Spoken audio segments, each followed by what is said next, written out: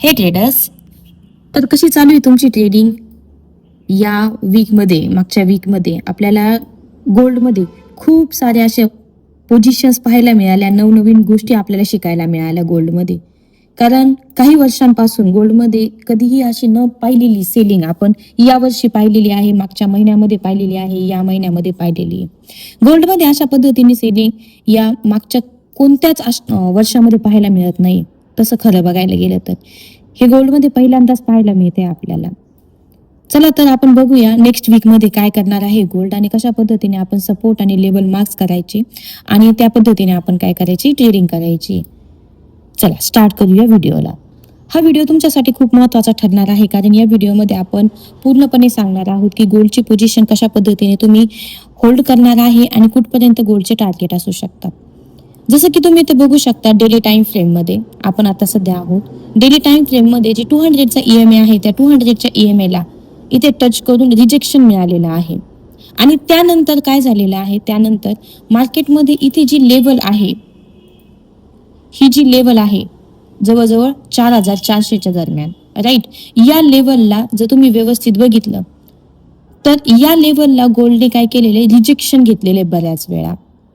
आणि या रिजेक्शनमुळे may be गोल्डमध्ये एक छोटीशी बाईंगची पॉसिबिलिटी किंवा रिकव्हरी आपल्याला पाहायला इथे मिळू शकते येत्या या आठवड्यामध्ये, नेक्स्ट वीकमध्ये. आणि तुम्हाला सर्वांना तर माहितीच आहे, वॉर सिच्युएशन आहे. वॉर सिच्युएशनमुळे गोल्डमध्ये खरं तर बाईंग होणं अपेक्षित होतं, पण गोल्डमध्ये काय झालेलं आहे, सेलिंग झालेली. याचं कारण असं आहे की गोल्डमध्ये फक्त तुम्ही जे इन्व्हेस्ट करताना त्याचे जे पण ट्रेडिंगमधून तुम्हाला व्हॅल्यू, इन्कम मिळतो, प्रॉफिट मिळतो, तोच तुमचा खरा प्रॉफिट असतो. पण बाकीचे जे ॲसेट आहे, जसं की बॉन्ड म्हणा, या बॉन्डमध्ये काय होत असतं, इंटरेस्ट रेट मिळत असतो तुम्ही इन्व्हेस्ट केल्यानंतर. म्हणून खूप सारे असे इन्व्हेस्टर्स आहेत ज्यांनी गोल्डमध्ये, ऑलरेडी गोल्ड ऑल टाइम हायला होता आणि इथून वरती जर गोल्डने गेले असतं, एक लक्षात घ्या, गोल्डने जी लेवल आहे ती क्रॉस केलेली होती, बरोबर.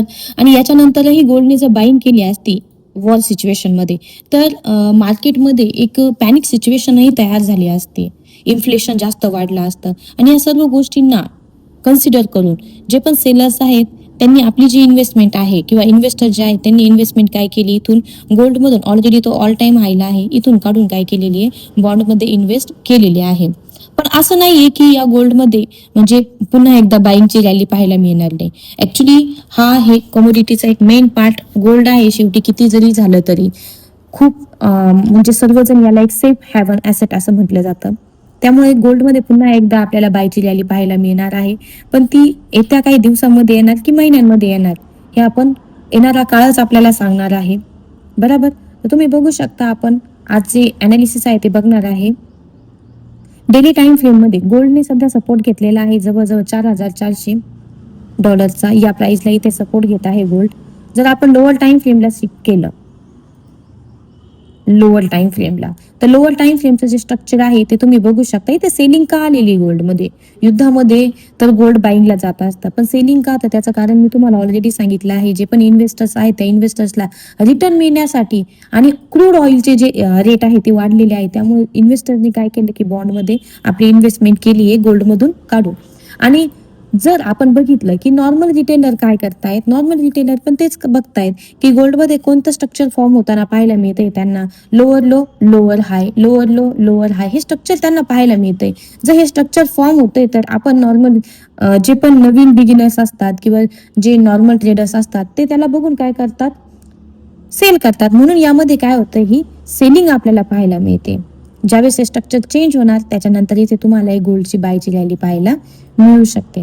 आता जर आपण बघितलं डेली टाइम फ्रेम मध्ये आणि फिब रिट्रेसमेंट लेवल जर आपण मार्क केली, तर इथून तुम्ही बघू शकता, इथे हाय बनवला, लो बनवला, त्यानंतरचा हा नवीन हाय आहे, लो आहे. आणि इथून इथपर्यंत जर आपण बघितलं तर आपल्याला फिब रिट्रेसमेंट मध्ये इथे बराबर एक 0.3 लेवल आपल्याला दिसते. तिथून एकदा आपल्याला सेलिंगही पाहायला मिळालेली आहे. त्यानंतर मार्केटने काय केलेली, या लेवलला रिस्पेक्ट करून एक बाईंगची कॅन्डल क्लोज केलेली आहे कालच्या फ्रायडेच्या कॅन्डलला. एक पुलबॅक जो आपण म्हणतो तो आपल्याला डेली टाइम फ्रेम बेसिसवरती पाहायला मिळतो. इथून जे निघालेलं आहे ना मार्केट, तर इथून एक आपल्याला रिट्रेसमेंट पाहायला मिळाली. त्यानंतर या लेवलला मार्केटने काय केलेलं, स्ट्रगल केलं आणि इथून पुन्हा एकदा एक ग्रीन कॅन्डल आपल्याला दिलेली आहे, बाउन्स केलेली आहे फ्रायडेला. आता मंडे नंतर मार्केटमध्ये काय होऊ शकतं, तर मंडेमध्ये मार्केट मे बी ओपन झाल्यानंतर मार्केटने जर हे जे फिफ्थ रिट्रेसमेंट आहे ते 50% जर म्हटलं तरी पण इथपर्यंत मार्केटने आपल्याला ही रॅली देणं अपेक्षित आहे. आणि त्यानंतर पुन्हा एकदा पुलबॅक घेऊन इथपर्यंत 60% ही जी प्राइस आहे इथपर्यंत गोल्डने येणं अपेक्षित आहे. 4,800 ची लेवल गोल्ड घेऊ शकतं येत्या काही काळानंतर मध्ये. आणि त्यानंतर फायनल ही एक लेवल आहे आपल्याला पाहायला मिळते. ती लेवल म्हणजे कुठली लेवल आहे, 5,000. तर 5,000च्या लेवलला गोल्ड पुन्हा एकदा आपल्याला पाहायला मिळू शकतं. त्यानंतर त्यांनी जर आपली सेलिंगची रॅली आहे ती जर कंटिन्यू केली तर इथून आपल्याला एक सेलिंगसाठी चान्स मिळू शकतो 5,000च्या लेवल पासून. तर हे सर्व टार्गेट आहेत गोल्डचे येणाऱ्या काही काळामध्ये. तर हे सर्व आपण टेक्निकल अनालिसिसच्या बेसिसवर बोलतोय.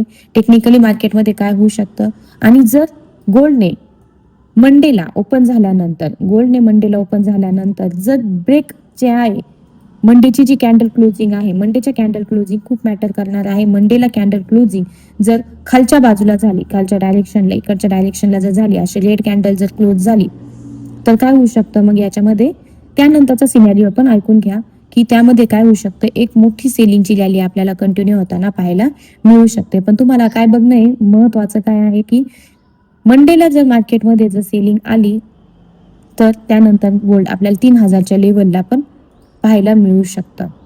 तर हे पण पॉसिबिलिटी आहे गोल्डमध्ये. बाईंगची पॉसिबिलिटी सांगितली की 5,000 पर्यंत गोल्ड तुम्हाला बाईंग करताना पाहायला मिळू शकतं. तर तुम्ही या लेवल्स मार्क करून ठेवू शकता. 5,000च्या लेवलपर्यंत गोल्ड पुन्हा एकदा आपल्याला जर बाईंगची रॅली जर पकडली तर आपल्याला पाहायला मिळू शकतं. पण जर सेलिंगची कॅन्डल जर मंडेला क्लोज केली खाली आणि 200च्या EMA ला जर रिस्पेक्ट करून खाली जर क्लोजिंग झाली कॅन्डल्सच्या अशा पद्धतीने तर आपल्याला गोल्ड पुन्हा एकदा काय होऊ शकतं, 3,000च्या लेवलला पाहायला मिळू शकतं. ही पण पॉसिबिलिटी आपण नाकारू शकत नाहीये. ओके फ्रेंड्स, तर या पद्धतीने कॅन्डल क्लोजिंग कुठे होती, कशा पद्धतीने होते आणि काही प्राइसेस पण तुम्हाला सांगून ठेवते की जिथे तुम्हाला सेलिंगला रिट्रेसमेंट मिळू शकतं.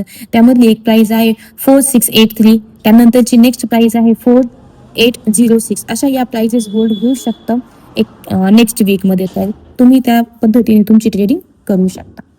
आणि अशाच अपडेट्ससाठी आपल्या चॅनलला लाईक, शेअर आणि सबस्क्राईब करायला विसरू नका.